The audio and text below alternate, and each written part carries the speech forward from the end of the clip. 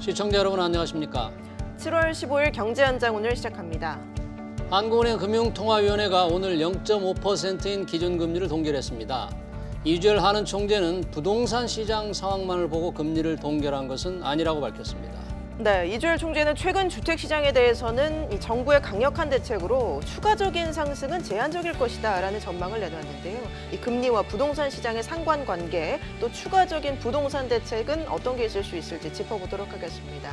시청자 여러분의 다양한 의견들 문자로 받고 있습니다. 샵 3698번으로 보내주시면 실시간으로 토론에 반영하도록 하겠습니다.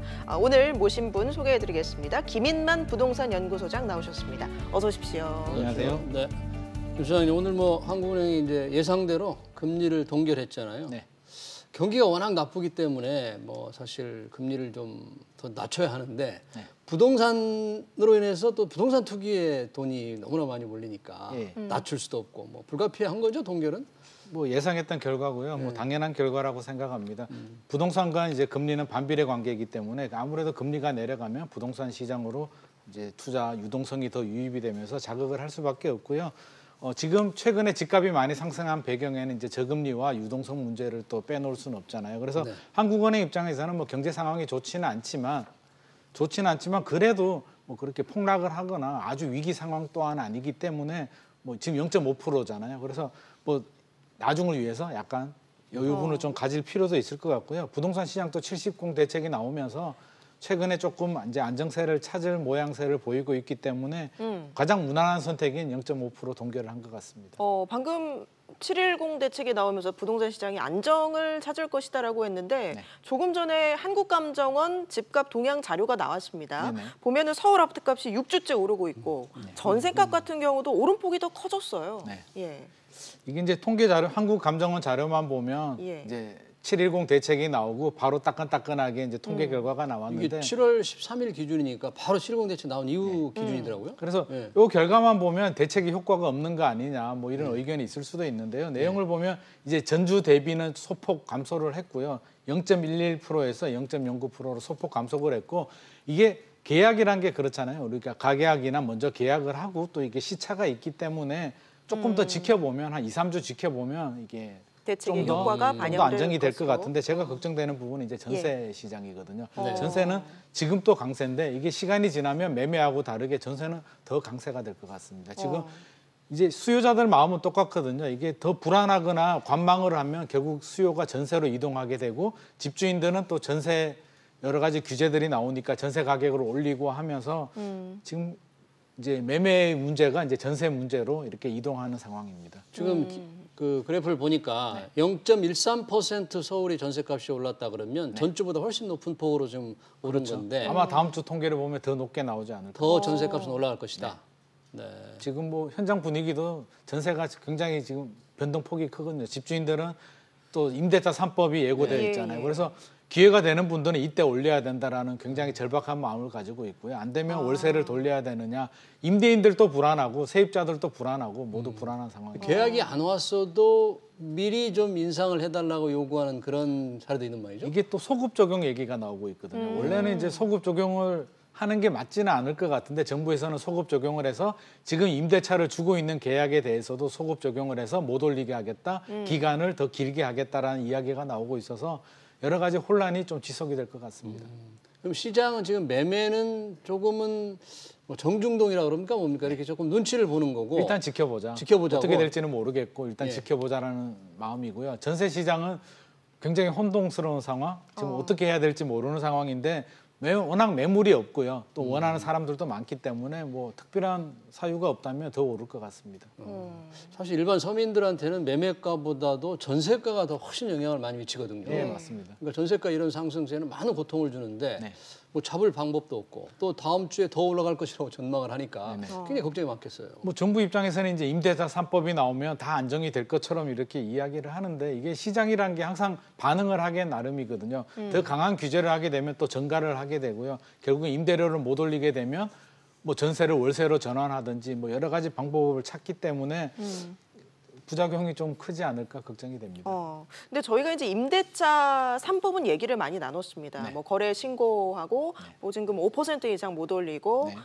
그다음에 또 계약은 4년까지 보장을 하는 건데 이거 외에도 지금 추가로 거론되는 법들이 또 있어요. 이게 많이 불안해한 네. 게 이제 4년이라고 못을 박아줬으면 오히려 혼란이 덜할 텐데 그것도 확정되지 않았거든요. 지금 나오는 얘기가 10년이다 아니면 뭐 더 길게 한다 이런 얘기가 나오기 때문에 저는 그렇게 생각해요. 한 4년 정도 합리적인 규제, 합리적인 임대차 개선이라면 저도 적극 찬성하는 입장이고요. 네. 과거 사례를 보더라도 1년에서 89년도였나요? 1년에서 2년 늘어날 때도 한 6개월 정도 혼란이 있었지만 결국에는 우리 서민 주거 안정에 굉장히 도움이 됐거든요. 지금 또 전세 살아보신 분들은 알다시피 2년 굉장히 짧잖아요. 긴 네. 세월 같아도 계약하고 한두 달만 지나도 다음 계약 연장이 걱정되는 그런 게 우리 모든 서민들의 마음인데 2년에서 4년이 되면 뭐 임대인들 입장에서는 조금 답답하겠지만 4년까지는 감내할 수 있거든요. 지금 불안해하는 게 이게 4년이 아니고 더 길어질 수 있다는 부분에 대해서 굉장히 불안감을 느끼고 있고 틈만 되면 올려야지 이런 마음이 있기 때문에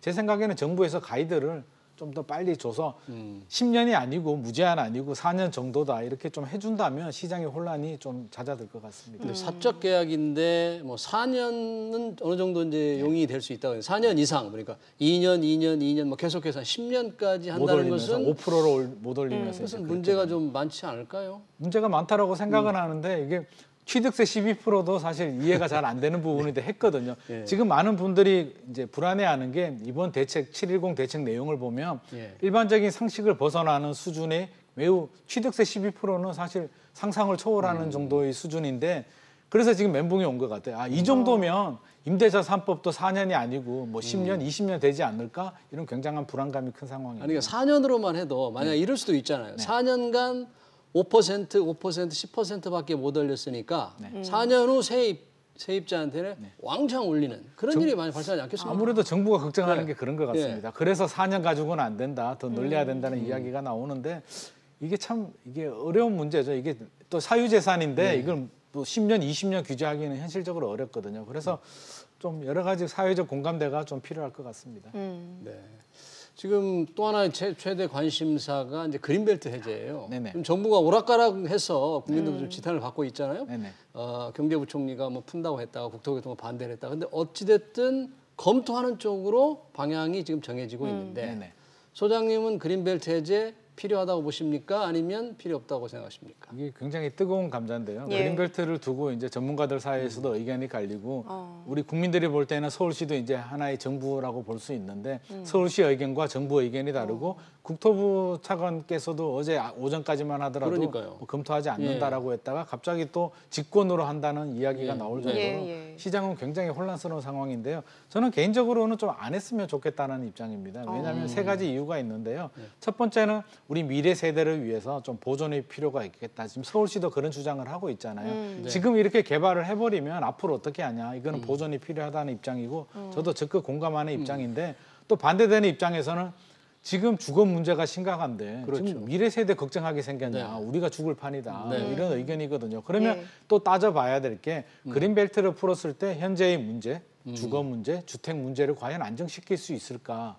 이게 가장 중요한 키포인트가 될 것 같거든요. 그러면 지금 얘기가 되는 곳이 있잖아요. 네. 뭐 예. 어떻게 될지 모르지만 그런 데를 푼다면 공급 가능한 게 한 몇 채 정도 될까요? 지금 이제 정부에서 얘기 나오는 게 예. 아무래도 강남이 문제니까 예. 이제 세곡, 네곡 세곡 내고 MB 시절에 이제 그린벨트를 풀어서 보금자리 주택을 보금자리 주택 했는데 했던 곳. 통계 자료를 보면 MB 시절에 한 6,800세대 정도 아파트를 지었거든요. 네. 근데 지금은 이제 여러 가지 유유부지나 이제 그린벨트를 풀더라도 다 지을 수 있는 건 아니잖아요. 그래서 예. 한 5,000세대 정도 예상이 되는데 제 생각에는 5,000세대 지어가지고 과연 이게 서울 주택 문제 해결이 될까 좀 걱정되는 부분이고 오히려 잘못하면 사회적인 양극화 문제가 더 심각해질 수가 있는 게 왜 그러죠? 한 5,000세대 가지고 이제 예.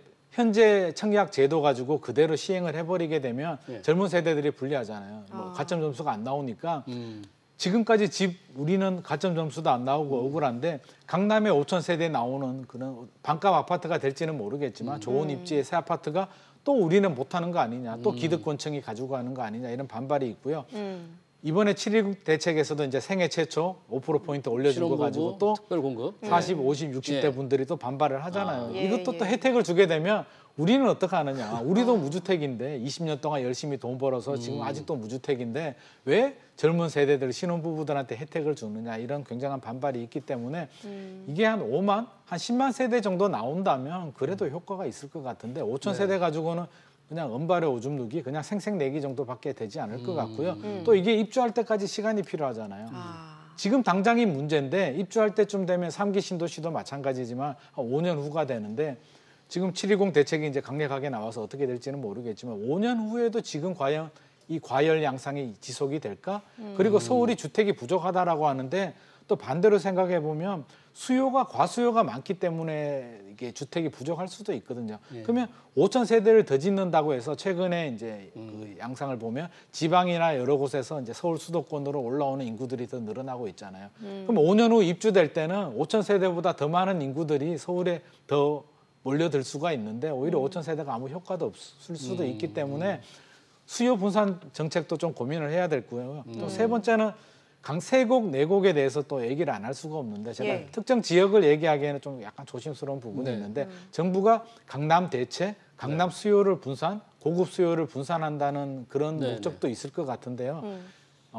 시장에서 이제 시장 의견을 얘기하면 우리가 말하는 강남이라고 하면 대치동, 반포 이제 주거 지역인데 지금 또 세곡, 내곡 지역은 행정구역은 강남이지만 네, 서초 강남입니다 다. 예. 행정구역은 그렇지만 인식을 보면 행정구역인 강남인 그냥 택지지구, 약간 뭐 판교 신도시 같은 신도시 그런 개념으로 인식을 하고 있지 이걸 강남이다, 부자들이 이사 가고 싶다 이런 생각을 안 하고 있거든요. 지금은 개발이 안 돼 있어서 그렇게 지금 생각하는 또 거 아닐까요? 보금자리 주택 지어서 6,800세대 아파트 택지지구가 완성이 됐는데도 여전히 선호도를 보면 오히려 판교 신도시보다도 더 약한 부분이 같은 급으로 좀 안 쳐줍니까? 쉽게 말하면 시장에서는 인정을 안 인정을 해요. 아, 그래요? 일단 시세만 보더라도 차이가 굉장히 많거든요. 그냥 판교 신도시보다 오히려 더 낮을 수도 있는데 그 면만 보더라도 시장에서 인정하지 않는 어떻게 보면 강남 아파트를 짓고 싶어 하는데 도심에 이런 뭐 정비 사업 규제 이런 아파트하고는 아무래도 좀 차이가 있는 것 같습니다. 근데 어제 그 김현미 국토교통부 장관이 정경두 국방장관을 만났잖아요. 뭐 태릉군 골프장 또 굉장히 부지가 넓은데 거기를 풀어서 대규모 공급하는 게 아닌가 이런 추측도 나오는데 그런 것도 좀 반대하십니까?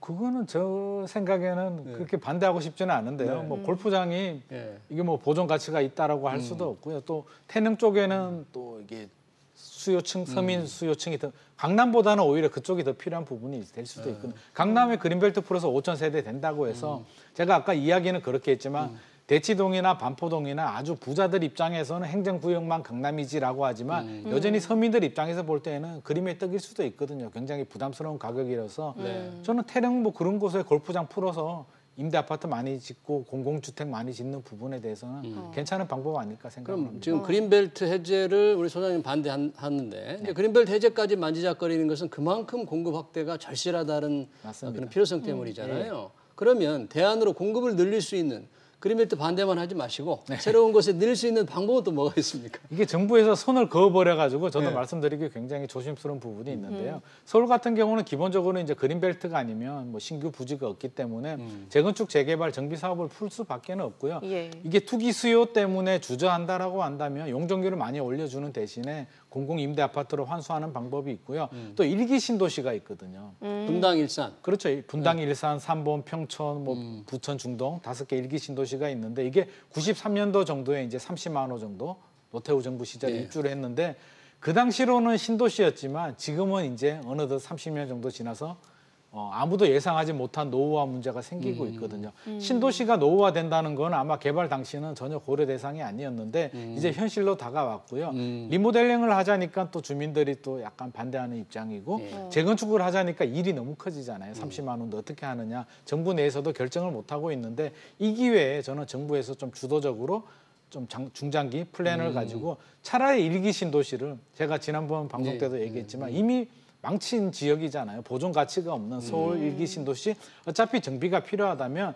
서울 도심에 재건축도 있고요. 재개발 플러스 일기 신도시까지 해서 입지가 지금보다 이렇게 좋은 곳은 없잖아요. 일기 신도시를 그렇죠. 따지고 보면 거의 뭐 예. 서울권이라고 해도 뭐 그렇죠. 분당 같은 모자랄 게 경우에는 없죠. 뭐 그렇죠. 강남에 버금가니까. 용적률을 보더라도 한 150% 플러스 마이너스 내외 정도 되는데 당신 뭐 그거밖에 안 됐습니까? 한 네. 180%, 150% 사이거든요. 네. 그러면 한 2배 정도 올려도 한 올려가지고. 300% 정도면 서울 도심에 재건축하게 되면 뭐 270%, 300% 나오기 때문에 2배 정도 올려도 큰 문제는 없을 것 같고요. 2배 올리면 한 60만 원 정도 공급이 되잖아요. 그러면 투기가 걱정이 된다면 한시적으로 주택거래 허가제 정도 보통 이제 주택거래 허가제를 한다라고 하면 뭐 사회주의냐 뭐 이런 반발이 있을 수는 있지만 이런 체계적인 개발을 위해서 투기 수요 차단을 위해서 주택거래 허가제를 한시적으로 한다면 저는 사회적으로도 굉장히 공감을 얻을 수 있지 않을까 싶습니다. 네. 그린벨트 해제가 될 수 있을 것으로 예상되는 지역들이 이제 거론이 되면서 네.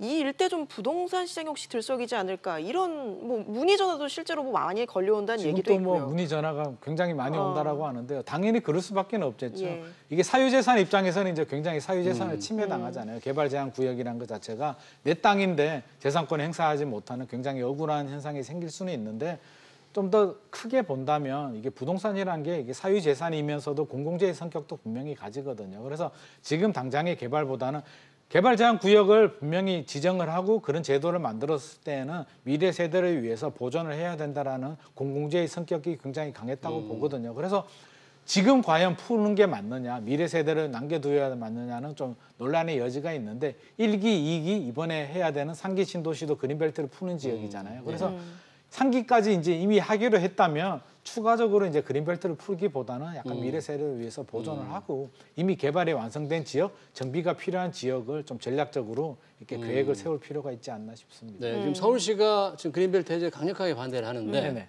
국토교통부가 직권으로 해제하려고 한다면 결과적으로 정부 의지대로 갈까요? 아니면 반대 여론이 꽤 만만치 않을 텐데. 이게 반대 여론이 제가 볼 때는 더 많은 것 같긴 한데요.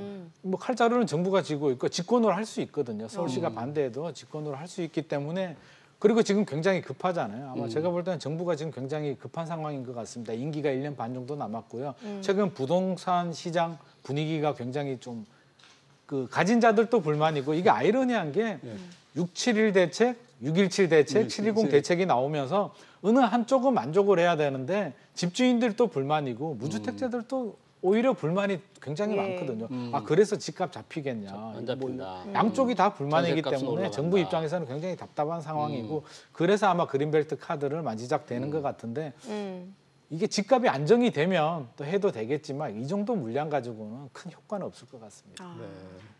지금 부동산 규제가 여러 다양하게 지금 규제가 강화가 되고 있는데 말씀하신 대로 집주인이나 전세 사는 사람이 다 불만인데 네. 새로운 투자 수단 부동산 리츠 같은 경우에는 시장에서는 어떤 평가를 받습니까? 이게 굉장히 좀 바람직한 방법이요. 지금 이제 아파트가 투기의 온상이 되면서 지금 사회 문제가 되고 있는데 여러 가지 요인이 있겠지만 이게 투자의 대안이 잘 없다는 부분에 대해서는 정부도 반드시 고민을 해야 됩니다. 왜냐하면 아파트처럼 좋은 투자 수단이 없거든요. 전세 제도가 있어서 집값의 절반 정도만 투자하면 투자 수익을 얻을 수 있고 투자를 본다면 세 가지 법칙이 있잖아요. 수익성, 황금성, 안정성이 있는데 보통 이제 아파트 같은 경우는 안정성은 뛰어나지만 수익성이나 황금성은 좀 떨어진다 이런 평가가 있는데 우리나라는 이 세 가지가 아파트가 다 좋거든요.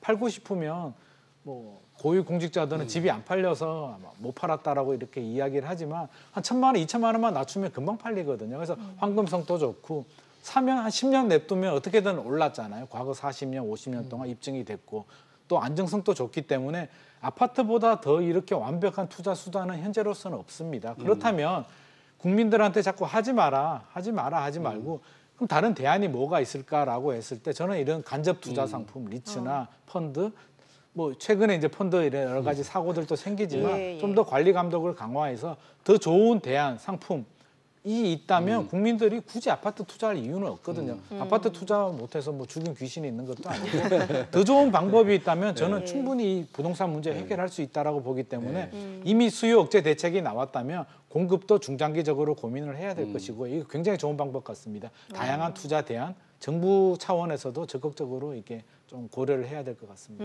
알겠습니다. 오늘 말씀 여기까지 듣죠. 지금까지 김인만 부동산 연구소장과 함께했습니다. 고맙습니다. 감사합니다.